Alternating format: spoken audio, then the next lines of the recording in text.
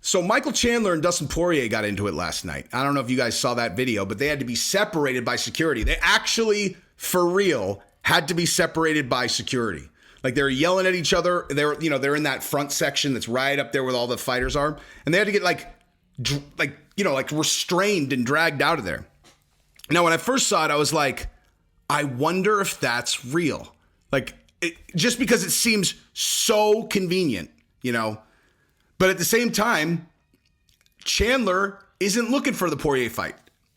So, you know, with Poirier, he might be starting. Anyway, I'm getting way ahead of myself. So I at least had to entertain. Maybe it wasn't real, right? But I texted Chandler and asked him. And he's like, no, dude, it was real. And I'm like, well, then here's the only thing that I can say to you is like, if the UFC was going to, this is not exactly how I said it, but basically, like, if the UFC is going to, actually, I'll tell you exactly what I said. I'll tell you literally verbatim what I said because I laughed at my own text, dude. I said, highlight knockouts, epic callouts, near fist fights with other superstars in your division during International Fight Week. You're the UFC's wet dream manifested into real life. Because he is, dude. Like, he really is. It's like, if the UFC was like, you know, let me just script out exactly how I want guys to come into our organization and behave. It's like, highlight knockouts, get fucking vicious on the mic, and then get into public physical altercations that don't result in actual violence that disrupt the show with other superstars in your own division so you could sell a narrative around a fight. It's like, you can't script it better than that. That is like the step-by-step recipe for building a star in the UFC. Now, Chandler's obviously much smarter than your average UFC fighter, and he's an awesome guy. I obviously root for him every single time he fights. But the question is, does that fight make sense, right? Like, does that fight make sense? Now, I can tell you on Chandler's side, the only thing he cares about is winning the title. Like, that is his goal, period. And in my opinion, and I shared this with him, I think that a Dustin Poirier fight is a number one contender fight for him. You know, like, I don't think that Dustin, if he beats Chandler, slides straight into a title shot if it's still Charles who has the belt. Because that was a very decisive fight, right? Like, Dustin had success in the first round for sure. Like, everybody seems to a little bit in the Charles fights. But Charles then subsequently completely dominated him, right? He spent an entire round just smashing Dustin's face on the ground. Remember, Dustin had him, you know, put him in his guard. I think he did like a body triangle from the bottom. And he just was like, I'm cool. I'll let him rain down shots on me for 3.5 minutes. That's fine. Because he didn't want to try to advance his position because he figured that, you know, Charles would strangle him. And that was correct. I mean, that subsequently was basically proven correct. Because then Charles, you know, took his back standing and then strangled him. So, you know, like that wasn't a fight where it was like in comparison to the Chandler fight, where Chandler beat the piss out of Charles Oliveira. Like, if anybody does not remember that fight, I honestly think everyone, if how you remember this fight is not Michael Chandler utterly dominating Charles Oliveira and then just getting caught, I'm telling you, go watch that fight again. Because the first round was 10-8 Chandler, and not like, oh, hey, I'm dominating you on the ground. Like, he's beating the piss out of him. Like, he beat the shit out of Charles Oliveira in that first round. 10-8, dude. Like, hurt him bad. Had every indication he was going to win the fight. And Charles has granite balls. The guy's made out of steel. And then he came out and he hit Chandler with a check left hook that Chandler didn't see coming. Like, you get hit with a shot you don't see coming, dude. And you find yourself on your knees before you even realize what happened. You're like, why are my legs not working? Oh, because you got hit with a left hook from a professional fighter that you didn't see coming. Might have had something to do with it. Ask Sean Strickland about that. So yeah. So he ended up getting, like it was literally complete dominance, and then he got caught, right? And so you could sell that fight again. I mean, bottom line, you could sell that fight again all day long. Dustin, it's a harder sell to put him right back into a Charles fight. The other thing too is Chandler. He had the bang out fight with Gaethje, and then highlight knockout Ferguson. And so, like, if that fight with Gaethje, even though he lost, did anyone really lose that fight? Honestly, does anyone think about Chandler versus Gaethje and think like, oh, I don't think Chandler's not at the top of the division? That was one of the best fights in the history of the sport. Like, both guys won. I mean, Gaethje won, but both guys won. And yeah, I mean, that's one of the things.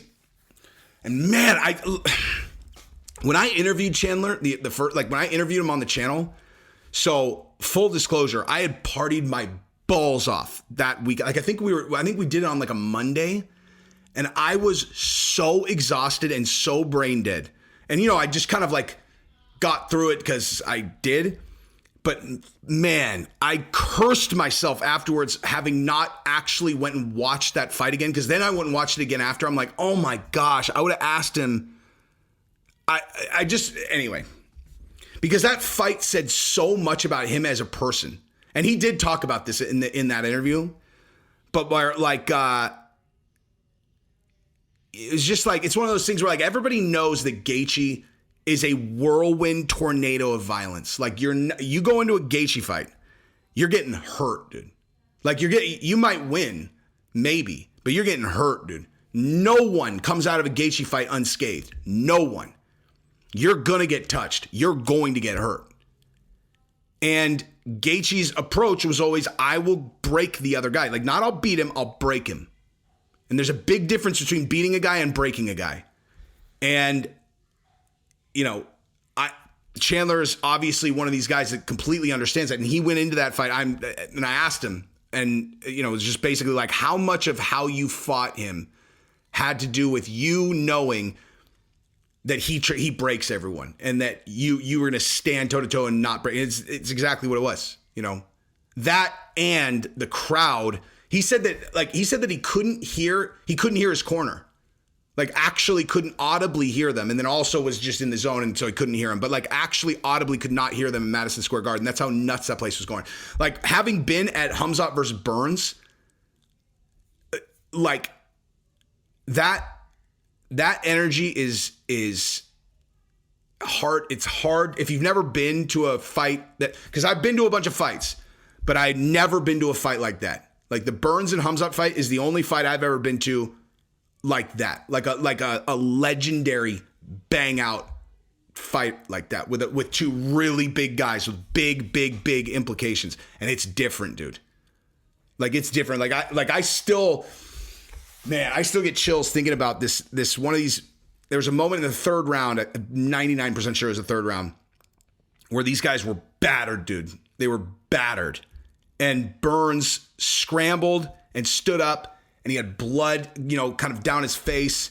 And he looked at Khamzat, and he was facing right at us. Like, he was just facing right at, we were in the front row of the lower section, pretty close. And he stopped, and he smirked, and he winked at him. And he winked at Khamzat.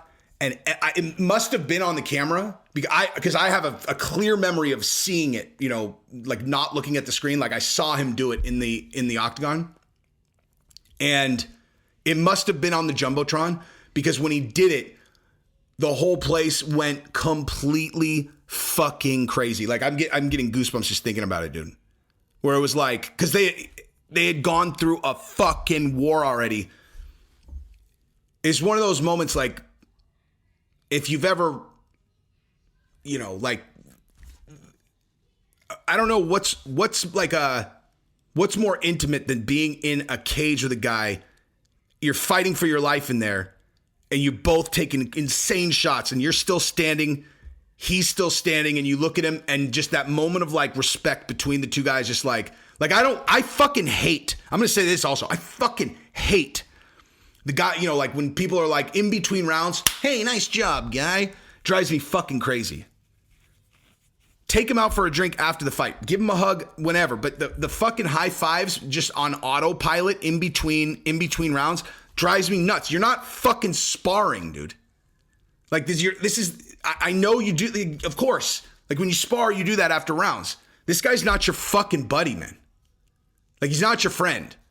I don't understand when they do, except if two guys are fucking banging it out, like beyond where you that's why you fucking high five, is because you're like, bro, you hit me with some Titanic shots. I hit you with some Titanic shots, and we're still both standing here. That's what you're doing. It's like respect, dude. But just like autopilot, like, okay, hey, good round, man. I don't understand that. I don't understand it.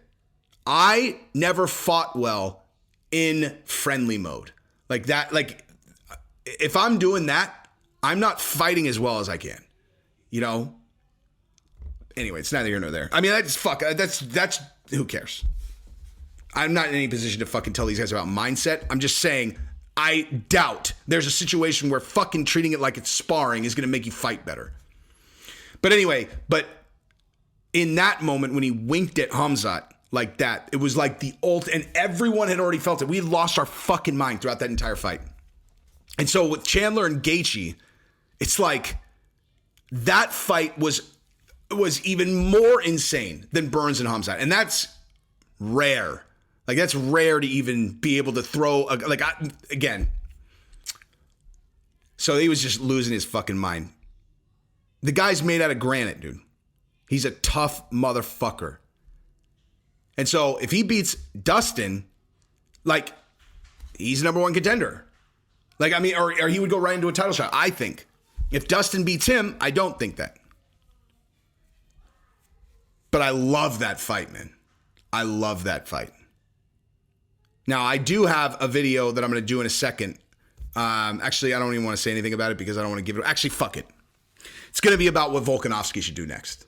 I've got some. Well, I had an idea, and then someone else gave me a much better idea. Well, I mean, he shared his idea with me, and I was like, "Holy fuck! That's it, dude.